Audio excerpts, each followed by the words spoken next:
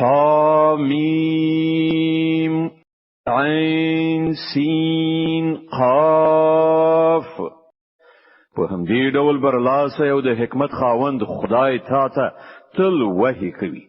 او له تاسو څخه مخکې تیر شو پیغمبرانو ته وحی کړی ده. په اسمانونو او ځمکه کې چې هر څه دی د همغه دی، هغه لوړ مرتبه او لوی دی. نږدې ده چې اسمانونه له پاسه وچوي را ولویږي. پرښتې د خپل پروردګار له ثنا ستاینې سره د هغه تسبیح کوي او د ځمکې د اوسیدونکو په حق کې بخښنه غواړي. خبردار اوسئ، په حقیقت کې الله بخښونکی او ډیر مهربان دی. کوم کسانو چې له هغه پرته خپل څه نور سرپرستان نیولي دي، الله پر هغوی څارونکی او ساتونکی دی. ته د هغوی وکیل نه یې، یعنی پر هغوی مسلط کړای شوی نه یې. هو په همدې ډول ای پیغمبره، دغه عربي قرآن مونږ تاسو وحی کړی دی ترڅو چې ته د کلیو مرکز یعنی د مکې د ښار او د هغه د خوا او شا اوسیدونکي خبردار کړي او د غونډېدو یعنی د قیامت له ورځې نه وویروي چې د هغې پر اته کې هیڅ شک نشته چې د یوې ډلې تلل به جنت ته او د بلې به دوزخ ته وي. که الله غوښتي وای نو دوی ټول به یو امت ګرځولي وو، خو د هغه چې چاته خوښه شي په خپل رحمت کې داخلوي او د ظالمانو نه څوک سرپرست شته نه مرستندوی. آیا دوی داسې نه پوهان دي چې دوی له هغه پرته نور اولیاء یعنی کار جوړونکي نیولي دي؟ ولی کار جوړونکی خو الله دی، هماغه مړي ژوندي کوي او هغه په هر شي باندې قادر دی. په هر چاره کې چې ستاسو ترمنځ اختلاف وي د هغه فیصله کول د الله وظیفه ده. هماغه الله زما پروردګار دی، پر همغه باندې ما توکل وکړ او د همغه لوري ته زه رجوع کوم. د اسمانونو او ځمکې پیدا کوونکی چې ستاسو له خپل جنس څخه ستاسو لپاره جوړې پیدا کړي او همداسې په څارویو او جناورو کې هم د همغو هم جنس جوړې پیدا کړي او په دې توګه هغه ستاسو زوجات خوروي. د کائناتو هیڅ شی هغه ته ورته څیرمن نشته. هغه د هر څه اوریدونکی او لیدونکی دی. د اسمانونو او ځمکې د خزانو کلیګانې له همغه سره دي. چاته چې خوښه شي پراخ روزي ورکوي او چاته چې خوښه شي لنډه تنګ روزي ورکوي. هغه په هر څه پوهیږي. همغه ستاسو لپاره د دین همغه کړندار ټاکلې ده چې د هغې حکم نوح ته کړیو او چې اوس ای محمد تاسو مونږ د وحی په وسیله درلېږلی دی او چې د هغه هدایت مو ابراهیم او موسی او عیسی ته کړی دی په دې سپارښت سره چې دغه دین برقرار کړی او په دې کې چې پرکیږي مو همدا خبره د دغه مشرکانو ډیره تر پامه بدر راغلی ده چې د هغې خواته ای محمد ته دوی ته بلنه ورکوي. د الله چې چاته خوښه شي ځان ته غوړه کوي او هغه خپل لوري ته دراتلو لار همغه چاته ورخی چې د هغه خواته رجوع وکړي. په خلکو کې چې کومه تفریقه راغله هغه لدی ورسره راغله چې هغه ته علم راغلی او په دې اساس راغله چې هغوی په خپل منځ کې یو پر بل باندې تیری کول غوښتل. کستا پروردګار د مخه دا نه ویلي چې تر وی ټاکلې نیټه پورې د فیصله وځنډول شي نو د دوی پریکړه به صادره کړای شي او حقیقت دا دی چې له پخوانیو نو وروسته چې کوم کسان د کتاب وارثان وګرځول شول هغوی د هغه له پلوه په لوی اندېښناک شک کې غورځېدلي دي. نو له دې کبله دوی د اسلام دین ته راوبوله لکه څنګه چې تاسو حکم شوی دی پر هغه باندې کلک ثابت اوسه او د دوی په غوښتنو پسې مزه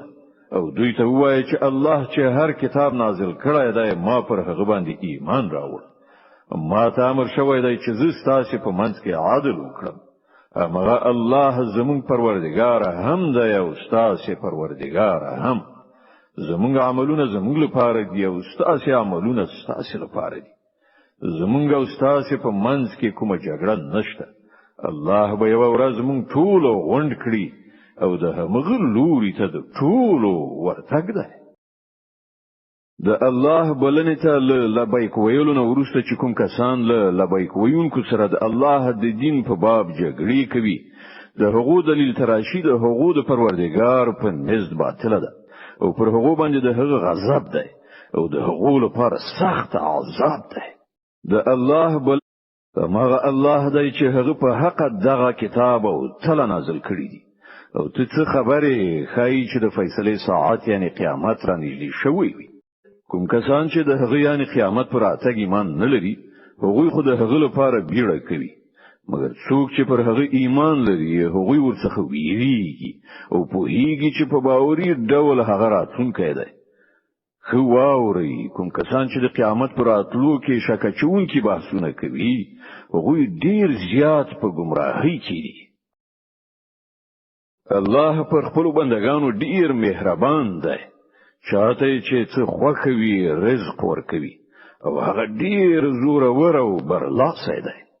څوک چې د آخرت کښت کرونده غواړي موږ د هغه په کښت کې زیاتوالی راولو او څوک چې د دنیا کښت کرونده غواړي هغه ته له همدې دنیا څخه ورکو خو په آخرت کې د هغه هیڅ برخه نشته دغه خلک د خدای سره داسې شریکان نیسي چې د دوی لپاره د دین داسې طریقې غوړه کړي چې الله د هغه اجازه نه ده کړې که د فیصله خبره مخکې نه وای سرته رسول شوی نو د دوی پریکړه به صادره کړای شوی و په باوري توګه د دغو ظالمانو لپاره دردناک عذاب ده ته به وګورې چې دغه ظالمان به په هغه وخت کې د خپل کړوړو له عاقبت نه ویریدونکي وي او هغه به پر دوی راشي د دې پر خلاف کوم خلکو چې ایمان راوړای دی او نیک عملونه کړی دي هغوی به د جنت په باغچو کې وي هغوی چې هر څه وغواړي د خپل پروردګار په وړاندې به ومومي همدغه لوی فضل دی دغه هغه شی چې الله د هغه زیره خپل هغو بندگانو ته ورکوي چې هغوی ایمان راوړ او نیک عملونه وکړل ای پیغمبره دوی ته وایي چې زه په دغه کار باندې له تاسو نه د څو جوړې غوښتونکی نه یم البته د خپلوي مینا ارومرو غواړم څوک چې د نیکی ګټه وکړي موږ به د هغه لپاره په هغه نیکی کې خواله زیات کړو بشک الله خبخونکی او قدردان دی آیا دوی وایي چې دغه سړی پر الله باندې د دروغ بوختان تړلی دی که الله غواړي نو ستاسو په زړونو به مهر ووهي هغه باطل لمنځه وړي او حق په خپل فرمانونو سره حق ثابتوي هغه د سینو په پټو رازونو پوهیږي الله هغه ذات دی چې خپل بندگانو څخه توبه قبلوي او له ګناهونو څخه تیریږي په داسې حال کې چې تاسو ټول کړنې هغه ته معلومې دي هغه د ایمان راوړونکو او د نیک عمل کوونکو خلکو توبه قبلوي او په خپل فضل سره هغه ته لازیات ورکوي پاتې شول منکران نو د هغو لپاره دردناک سزا ده که الله خپل ټول بندگانو ته پراخ روزي ورکړي وای نو هغوی به په ځمکه کې د سرکشي طوفان برپا کړي خو هغه په یو حساب سره چې څومره غواړي نازلوي په باوري ډول هغه خپل بندگانو نه با خبر ده او هغوی ویني که الله ماغه ذات چې د خلکو له ناامید کېدون وروسته باران وروي او خپل رحمت خوروي او هماغه د ستاینې وړ سرپرست دی د هغلنې قانون څخه دغه ځمکې او اسمانونو پیدایښت او دغه ساکک مخلوقات چې هغه په دواړو ځایونو کې خبر کړی دي هغه چې کله وغواړي دوی راغونډول شي پر تاسو چې هر مصیبت راغلی دی تاسو د خپل لاسونو له ګټې نه راغلی دی او له ډیرو ګناهونو څخه الله همداسې تیریږي تاسو په ځمکه کې د خپل خدای بې وسی کوونکی نه یې او د الله په مقابل کې تاسو کوم لاتړ او مرستندوی نه لرئ د هغه لنی قانون څخه دغه بیړۍ دي چې په سمندرونو کې د غرونو په شان ښکاریږي الله کو غواړي باد بغلې کړي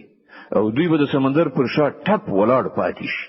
په دې کې سترې نښانې دي د هر هغه چا لپاره چې خورا زیات صبر کوونکی او شکر کوونکی وي یا پر هغو کې د سپریدونکو له ډیرو ګناهونو څخه په تیریدو د هغو د یو څو عملونو په مجازات کې هغه ډوبه کړي او په هغه وخت کې به زموږ په آیاتونو کې جګړه کوونکو ته معلومه شي چې د هغو لپاره د پناه کوم ځای نشته تاسو ته چې هر څه درکړای شوی دی هغه محض د دنیا د څو ورځنی ژوندانه متاع ده او چې له الله سره دی هغه غوړه هم دی او دوامدار هم هغه د هغو خلکو لپاره دی چې ایمان راوړی دی او پر خپل پروردګار توکل کوي هغه کسان چې له لوی ګناهونو او د بے حیايي له چارو څخه ډډه کوي او که په غوسه شي نو عفو کوي. هغه کسان چې د خپل پروردګار حکم مني، لمونځ قائموي، خپل چارې په خپل منځي مشورې سره سرته رسوي. مونږ چې هر څه روزي هغه ته ورکړې ده، له هغې نه د خدای په لار کې لګښت کوي. او کله چې پر هغه باندې تیرای کیږي نو د هغه مقابله کوي. د بدی بدله همغه څه بدی ده. بیا څوک چې عفو وکړي او اصلاح وکړي د هغه اجر پر الله ده. الله ظالمان نه خوښوي. او کوم کسان چې پر هغه باندې له ظلم کېدون او وروسته غچ واخلي هغه نشي پړ کېدلای. د پړې وړ خو هغه کسان دي چې پر نورو ظلم کوي او په ځمکه کې په ناحقه تیرای کوي. دغه راز خلکو لپاره دردناک عذاب دی. البته څوک چې له صبر نه کار واخلي او بخښنه وکړي نو دا چلند ډیر د ټینګو او غوره چارو څخه دی. الله چې څوک په گمراهۍ کې وغورځوي الله نه ورسته هیڅ څوک د هغه متوجه کوونکی خواخوږی نشته. ته به ویني چې دغه ظالمان چې کله د خدای عذاب وګوري نو به وایي آیا اوس د بیرته ستنېدو لپاره کومه لار شته؟ او ته به ویني چې دوی کله دوزخ ته راوستل شي نو خواري وهلي سر کوجی روان وي او هغه ته به د نظر په اړولو د سترګو په کنجونو سره غلي ګوري. په هغه وخت کې به هغه کسان چې ایمان راوړي وایي چې پر اختیا سره اصلي زیانمن هغه کسان دي چې هغوی د قیامت په نننۍ ورځ کې خپل ځانونه او خپل اړوند کسان په ځان کې واچول. خبردار اوسئ، ظالمان به په همیشنی عذاب کې وي او د هغو به هیڅ ملاتړ کوونکي او سرپرستان نه وي چې د الله په مقابل کې د هغو مرستې تراشي. الله چې څوک په گمراهۍ کې وغورځوي د هغه لپاره د ژغورنې څه لار نشته. ومني د خپل پروردګار خبره مخکې لدی چې هغه ورځ راشي چې د هغې د مخنیوي هیڅ صورت د الله لخوا څخه نشته. په هغه ورځ به ستاسو د پناه کوم ځای نه وي او نه به څوک ستاسو د حال د بدلولو هڅه کوونکی وي. اوس که دوی مخاړوي نو ای پیغمبره مونږ خو ته پر دوی د ساتن دوی په توګه نه لېږلای. پر تا خو صرف د خبرې یعنی د پیغام رسولو مسؤلیت دی. د انسان دا حال دی چې کله موږ ور باندې د خپل رحمت خوند څکو نو په دې خوښیږي او کله د خپل لاسونو کړي چې سرته رسولي د کوم مصیبت په بڼه کې پر دې راوړو نو ډیر ناشکر کیږي. الله د زمکه او اسمانونو د پاچایي مالک دی. څه چې غواړي پیدا کوي، چاته چې خوښ شي نجونې ورکوي، چاته چې خوښ شي هلکان ورکوي، چاته چې خوښ شي هلکان او نجونې ګډ وډ ورکوي او چاته چې خوښ شي شندوي. هغه ته هر څه معلوم دی او په هر څه قادر دی.